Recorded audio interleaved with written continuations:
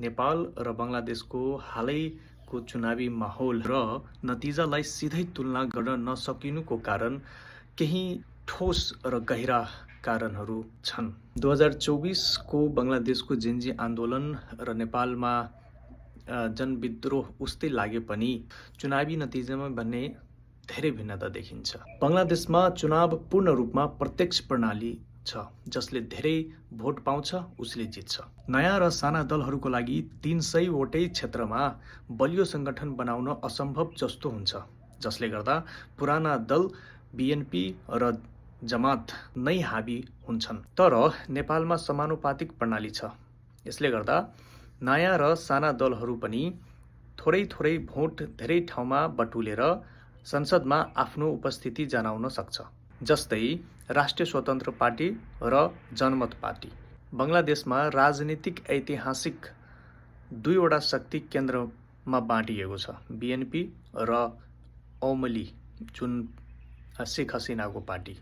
त्यहाँ कार्यकर्ताको जग यति बलियो छ कि नयाँ शक्तिलाई छेड्नै गाह्रो छ। तर नेपालमा पुराना दलहरूप्रति वितृष्णा भए पनि नयाँ दलहरूले चुनाव जित्दै स्पेस पाएका छन्।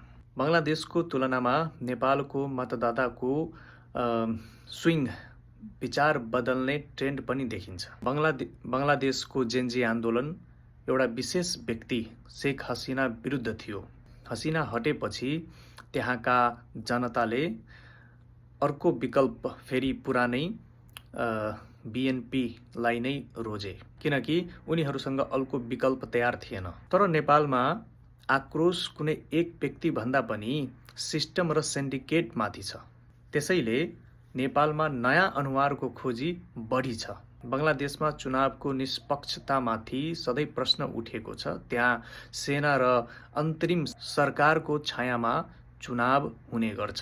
तर नेपालमा निर्वाचन आयोग तुलनात्मक रूपमा स्वायत्त छ र चुनावमा धाँधली हुने सम्भावना कम हुन्छ, जसले गर्दा जनताको वास्तविक मत परिणाममा प्रतिबिम्बित सम्भावना बढी हुन्छ। देशमा जेन्जीले शासन त फेरे, तर शासन गर्ने यन्त्र पोलिटिकल पार्टी बनाउन भ्याएनन्। तर नेपालमा भने 2079को चुनावमै देखाइसक्यो कि यहाँ नयाँ शक्तिहरूले चुनावी माध्यमबाटै पुराना शक्तिहरूलाई चुनौती दिन सुरु गरिसकेका छन्। के तपाईलाई लाग्छ 2084को चुनावमा पनि बङ्गलादेशको जस्तै पुरानै सरकार फर्किनेछ कि नयाँ शक्तिहरूको उदय हुनेछ?